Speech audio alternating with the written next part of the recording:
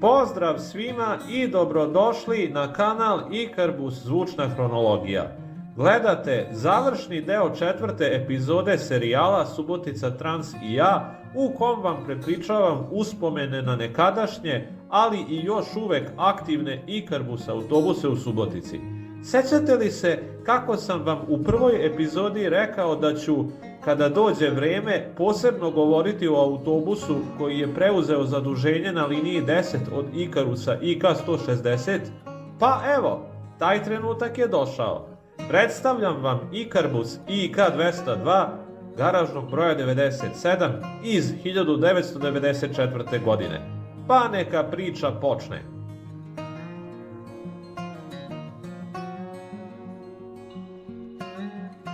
Kao što sam rekao, ovo vozilo proizvedeno je 1994. godine i pripada ranoj seriji ovog modela, koji je u toj fazi još uvek bio samo rekarosirani Ikarus IK161R, odnosno IK160 po starom sistemu označavanja.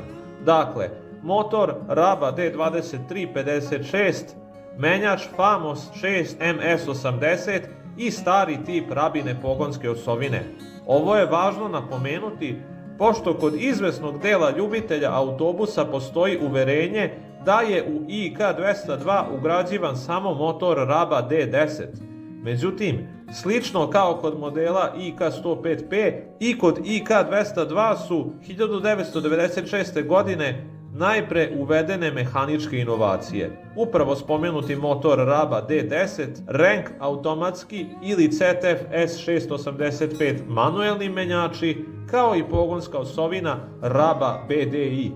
Kasnije su usledile i estetske izmene. Ovakve primjerke koristio je GSP Beograd. Međutim, preduzeća poput Jugoprevoza Kruševac, Autotransporta Kraljevo, Srem Ekspresa iz Sremske Mitrovice, Laste Beograd, pa i Subotica Transa imala su u posedu ovu ranu seriju, koja je, kao što sam rekao, rekarosirani Ikarus IK161R, odnosno 160.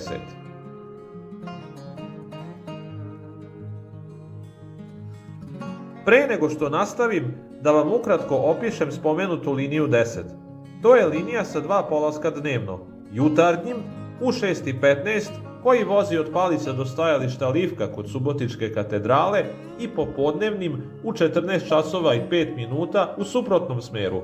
Osim po broju polazaka, ova linija se od čuvene Palićke linije 6 razlikuje i po trasi kroz spomenuto naselje.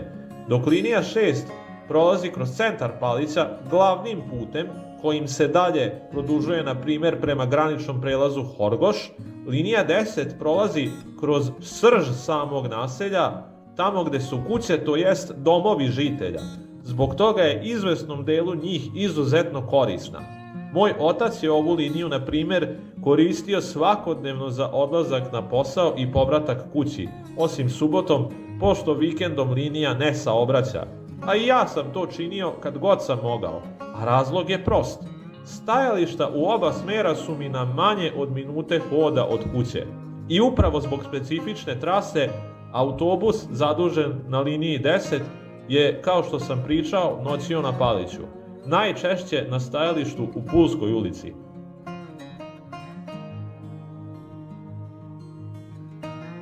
No vratimo se na garažni broj 97. Verovatno vas sada iznenađuju dve stvari. Kakve su ovo boje i zašto sam ga ostavio za kraj, iako je najstariji od svih subotičkih zglobnih barbika? Odgovor je sledeći. On je od sve trojice najkasnije došao u Subotica Trans, i to kao polovno vozilo. Prema podacima sa foruma autobusi.net, otkupljen je od nekadašnjeg prehrambenog giganta Subotičke fabrike 29. novembar.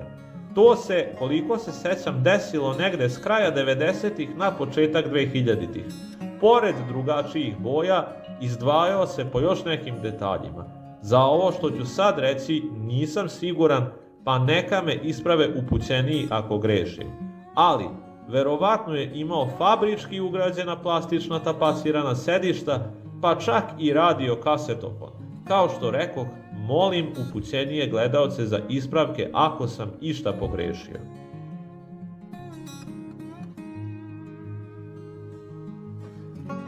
A sada da objasnimo zaduženja ovog autobusa. Iako je u Subotica Transu verovatno bio najčuveniji kao stalna desetka, on zapravo nije bio vezan za liniju, već za turažni list. Imao je svoj dnevni raspored linija i polazaka i na njemu služio oko 14-15 godina. A on je glasio ovako: u 6:15 ujutro bi, kao što sam rekao, odradio polukrug na liniji 10, nakon kog bi se negde oko 7 časova uključio na liniju 1A i odslužio đački polazak od naselja Kelebija do pozorišta Jadran u centru Subotice, što je oko polovine trase same linije. Nakon toga bi otišao na kraću pauzu, a onda bi se, koliko me sećanje služi, u 9 časova uključio na liniju 16, na kojoj bi do 12 časova odslužio 3 puna kruga. Potom bi otišao u garažu na pauzu i za kraj odradio drugi polazak na liniji 10 u 14 časova i 5 minuta. Nakon toga, bar u početku je, koliko se sećam, ostajao parkiran na Paliću. Ne znam kada je to prestalo. Da li kada je izgubio zaduženje na liniji 10 ili ranije, ali jeste prestalo u jednom trenutku. Jednu stvar moram napomenuti. Tokom leta i školskog raspusta neretko se dešavalo da liniju 10 obslužuje Ikarus IK-111, mada to nije uvek bio slučaj. Govorio sam o tome u priči o Ikarusu IK-111 garažnog broja 75. Upravo u leto 2009. godine sam dugo dolazio na zajedničko polazno stajalište linija 4A i 10. Pošto nisam bio zadovoljan zvukom pogonske osovine na garažnom broju 75 koji je radio na liniji 4A, nadao sam se drugoj IK-111 na liniji 10, ali dolazio je upravo garažni broj 97.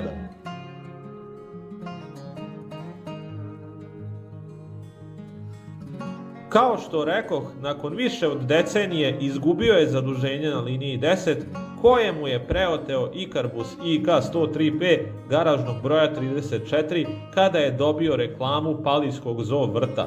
A potom je sa istom reklamom na tu liniju došao i drugi autobus kog ću spomenuti u sledećem videu. No vratimo se garažnom broju 97. Ne znam da li je gubitkom zaduženja na liniji 10 izgubio ceo turažni list na kom je bio zadužen i da li se ikad na njega vratio nakon toga. Ali ono što još mogu da dodam, na linijama 6 i 1A, osim onog redovnog đačkog polaska, radio je izuzetno retko. Ali na liniji 6 je, koliko se sećam, odslužio svoj poslednji radni dan i to u punom smislu. Radio je do večernjih časova. Što se tiče mojih putovanja garažnim brojem 97, ne sećam se precizno da li sam prvo njime putovao na liniji 10 ili 16, ali pretpostavit ću da je to ipak bila linija 10. To se desilo negde u prvoj polovini 2000-ih. Kako je to često bivalo, i u ovom slučaju sam, koliko se sećam, majci izrazio želju da se vozim desetkom i ona mi je tu želju ispunila čim se ukazala prilika. Ali ta vožnja mi je ostala vrlo zamagljena u sećanju. Ako se ne varam, pamtim da smo sedeli napred, kraj motora, i sećam se zvuka koji je najverovatnije proizvodila motorna kočnica. Međutim, moje pravo upoznavanje sa ovim autobusom dogodilo se na liniji 16, takođe negde početkom 2000-ih, kada mi je, ako se ne varam, prvi put propisana rehabilitacija. Podsjetit ću vas, osoba sam sa izuzetno blagim stepenom dečije cerebralne paralize i zato su mi lekari povremeno propisivali rehabilitacioni tretman. Kada se to prvi put zbilo, meni su najveću radost u svemu tome pričinjavale svakodnevne vožnje autobusom. U to vreme moja porodica je autobus o kome sada govorimo znala isključivo kao desetku. Niko nije ni mislio da radi na bilo kojoj drugoj liniji. A onda smo, možda čak i prvog dana odlaska na rehabilitaciju, moja majka i ja ostali veoma iznenađeni kada smo ugledali kako nam se približava garažni broj 97 na liniji 16. Čudili smo se otkud desetka na 16-ici. U početku sam bio presrećan što sam se vozio autobusom za koji sam mislio da ga je skoro nemoguće uloviti. Još srećniji sam bio kada se to ponovilo i sutradan, pa opet sljedećeg dana, pa opet i opet, sve dok jednog dana nije došlo do zasićenja. Sad dok kucam, čujem sebe kako dečijim poluplačnim glasom kažem majci: želim da ova 16-tica nestane. Naravno, moja majka me je, razumevajući moj dečiji smirivala kako je znala i umela, ali to mi nije puno pomagalo. Jednom se poslužila i šalom. Pri povratku iz bolnice smo, mada nismo to očekivali, naleteli na ovaj autobus na liniji 16. Moja majka je, znajući da se ne radujem tome, šaljivo rekla: eto, baš smo na njega stigli. Ali ne brinite, zasićenje koje sam tad osjećao nije na mene ostavilo preduboke tragove, jer se zapravo ne sećam ni kako sam ga prevazišao. Naravno, danas se svega sećam sa radošću i razumevanjem zašto je sve bilo kako jeste. Još jedna anegdota vezana za ovaj period koju ću sa vama podeliti jeste ta da nas je jednom prilikom na liniji 16 vozio izuzetno nespretan vozač. Koliko se sećam, čudno je kočio i ubrzavao, ali ono što naročito pamtim jeste da mu se u jednom trenutku čak ugasio motor. Naravno, preplašio sam se, a ohrabrivale su me majka i jedna putnica, koja je takođe konstatovala da vozač nepažljivo vozi.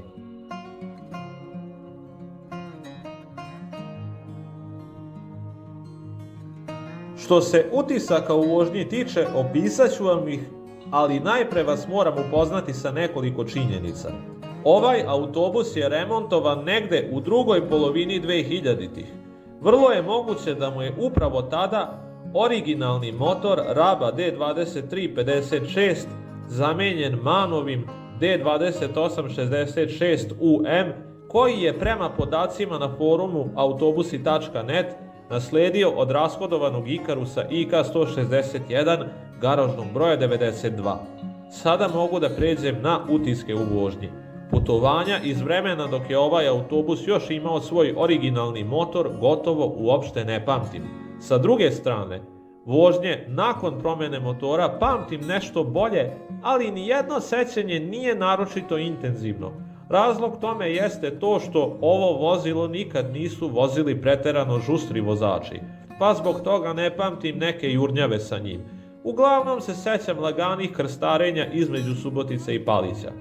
Što se tiče zvuka, podsjetit ću vas da sam ranije u priči naveo kako ova rana serija modela IK202 ima stari tip Rabine pogonske osovine. Dakle, nisam govorio tačnu oznaku, a to je zato što zaista ne mogu u nju da budem siguran. Uprkos tome što tehnički podaci kažu da je tačna oznaka 118.95, u stvarnosti je pogonska osovina zvučala kao da pripada tipu 018.15, onom koji sam voleo da slušam na Ikarusima IK111. Međutim, imala je i prigušen zvuk, sličan kao na IK111 garažnog broja 75. Sad ću vam pokazati. Trebalo bi da je garažni broj 97, dok je još imao originalni motor, zvučao ovako.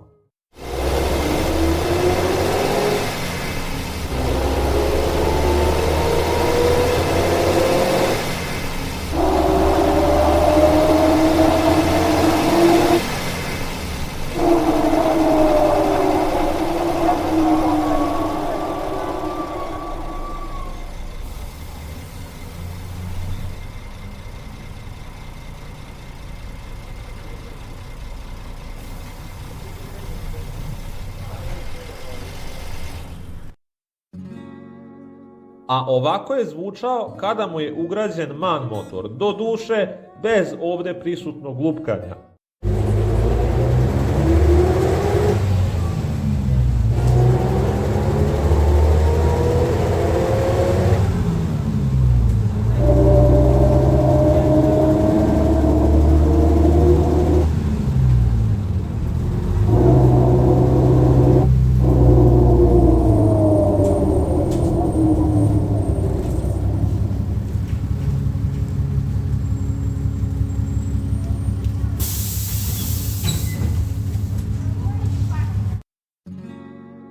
Kao što rekoh, Ikarbus IK202 garažnog broja 97 remontovan je najverovatnije u drugoj polovini 2000-ih.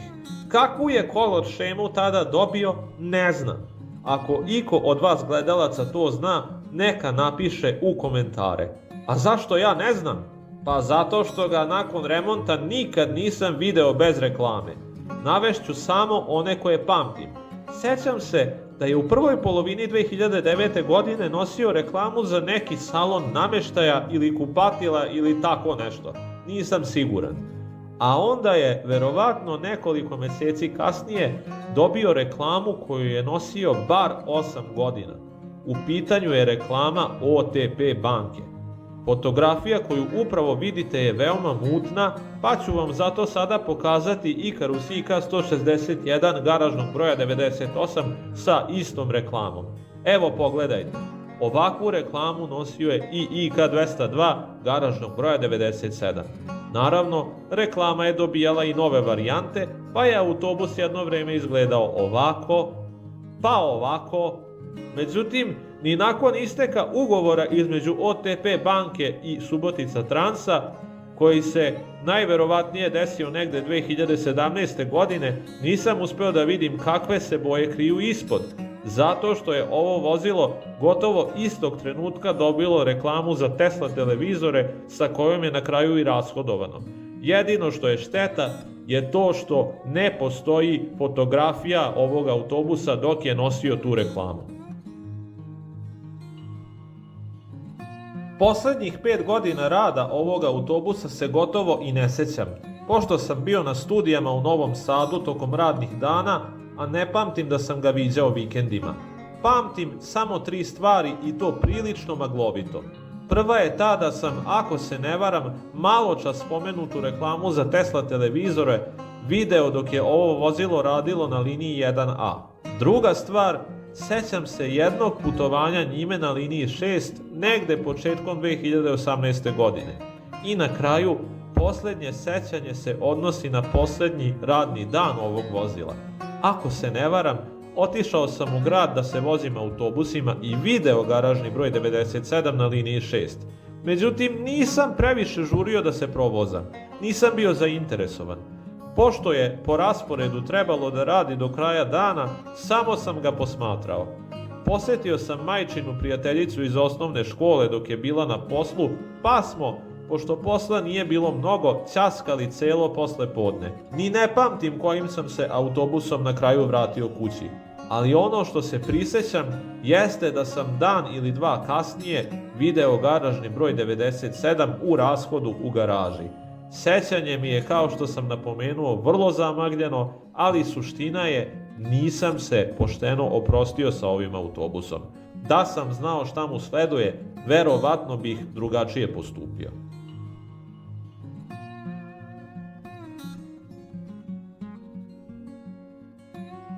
Dragi gledaoci, došli smo do kraja celokupnog 4. segmenta serijala Subotica Trans i ja. Verovali ili ne, sledi nam finale serijala. Ono će biti nešto drugačije od dosadašnjih epizoda, pošto ću vam govoriti o vozilima koja su u 99% slučajeva i danas aktivna. A do tada, hvala vam najlepše na gledanju i veliki pozdrav!